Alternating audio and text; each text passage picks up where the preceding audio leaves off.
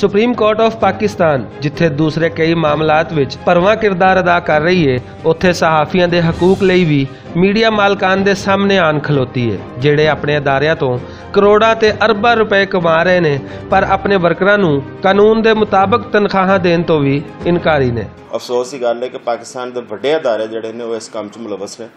जिन्हां ने ना वेज बोर्ड अज तक इत्थे इंप्लीमेंट होने दिता है, ना सहाफियां दे वाजबात अदा कीते ने, ना तनख्वाहां वो वेज बोर्ड के मुताबिक दित्तियां जा रही ने। जिस वेले सुप्रीम कोर्ट ने इस सो मोटो लिया है तो उन्होंने बड़े बड़े इश्तिहारात अपने टीवियां ते अखबारां दे विच लाने और छपने शुरू कर दिते, जिसका मकसद ये सी कि सहाफियां दे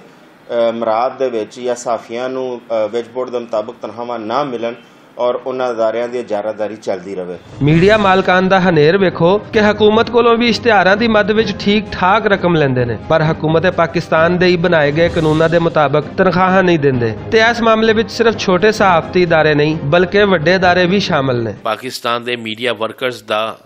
हक जिहड़ा है वो लैण च सुप्रीम कोर्ट उन्हां दा पूरा साथ देगी और जिस तरह 30 अप्रैल तक दा एक टाइम दिता गया है, गो अज उत्थे बड़े सीनियर सहाफियां ने ਜਿਹੜੇ मालकान ने उन्होंने गलत बयानी नाल भी काम लिता और मैं अफसोस होया कि एक बड़े सीनियर अखबार के मालिक ने कहा कि जी मनु तो इलम नहीं ना मैं किसी नाल ऐसा करना, जो कि उन सब इलम है, हर चीज़ का पता है। उन्होंने भी बताया कि उन्होंने कार दे विच ते बेहतरीन खाना पकता है लेकिन कारकुन भुखा रहिंदा सी। सुप्रीम कोर्ट ने नोटिस लिया ते सहाफी लीडरां ने भी सारे अदादो शुमार इकट्ठे करने शुरू कर दिते ताजे सुप्रीम कोर्ट विच उन्हां तमाम सहाफी कारकुनां दी गल होवे जिहड़े मीडिया मालकान दे माशी जुल्म दा शिकार ने। इस मामले नूं अगे भी चलते रहना चाहिए है क्योंकि काफ़ी वेजेस के हवाले नाल और इनक्रीमेंट और बाकी इशूज़ जिहड़े सहाफियां दे ने वो काफ़ी अरसे तो कई सालों तो जोड़ा है ना हाल तलब है और उन्होंने कोई तवज्जो नहीं दी जा रही। तो ये जोड़ा जो भी इकदाम होया है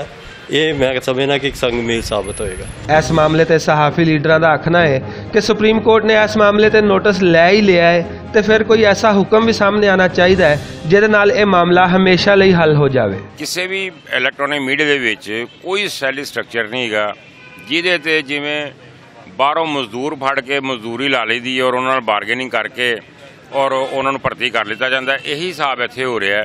कि फैक्ट्री वर्कर और सहाफियां दे विच कोई फर्क नहीं है, अनपढ़ और पढ़े लिखे फर्क ही मिटाता इन्हां मालकां ने। तो इस बारे जिहड़ा 9 तरीक नूं 9 मार्च नूं इस्लामाबाद दे विच धरना दे रहे ने सहाफी तंजीमां जिहड़ियां ने और इधरों सुप्रीम कोर्ट का भी प्रैशर है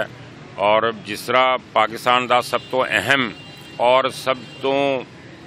वो इदारा जिहड़ा रायनामा तशकील दिंदा है जो लोगों नूं पर्दे दे पिछे जिहड़ी हकायक ने उन्होंने सामने लैके आंदा है। मीडिया मालकान इश्तिहारां दी रकम ते हुकूमत दी संगी घुट के भी कढा लैंदे ने ते अपने कारकुनां दा जायज़ हक देण लग्गियां भी इन्हां नूं परेशानी होंदी है ते सानूं उम्मीद है कि सुप्रीम कोर्ट कोल उन्हां दी इस परेशानी दा कोई ना कोई हल जरूर होवेगा। कैमरामैन जिशान भट्ट दे नाल असगर अली, भुलेखा टीवी, लाहौर।